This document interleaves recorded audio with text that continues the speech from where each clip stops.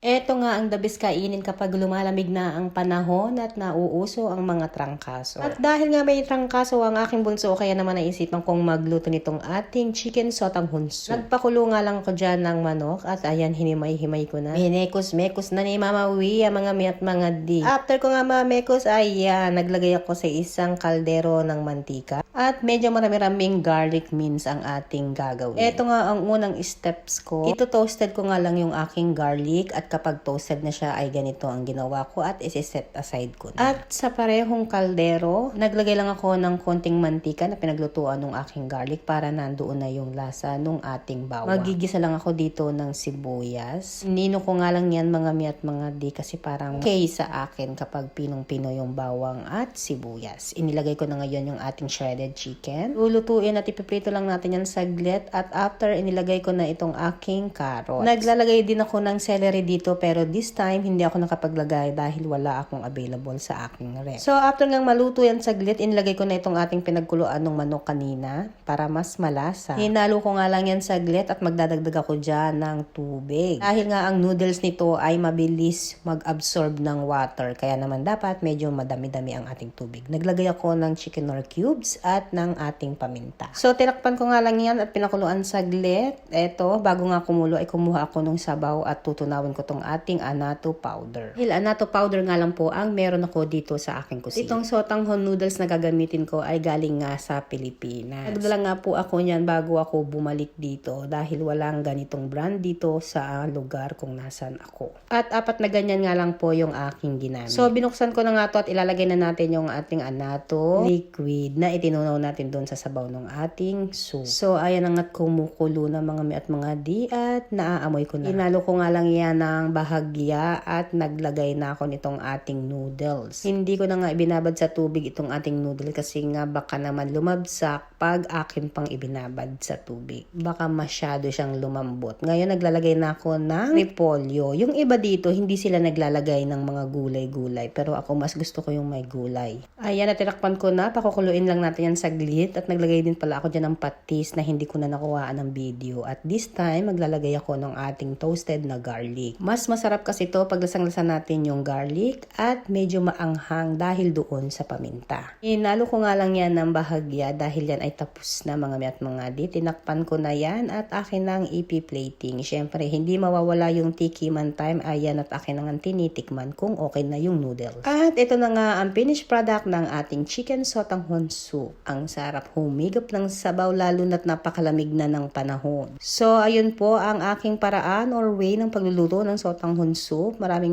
salamat sa panonood. Huwag po sana kayong magsasawa. Yun lang at mag-iingat tayong lahat. Happy Sunday!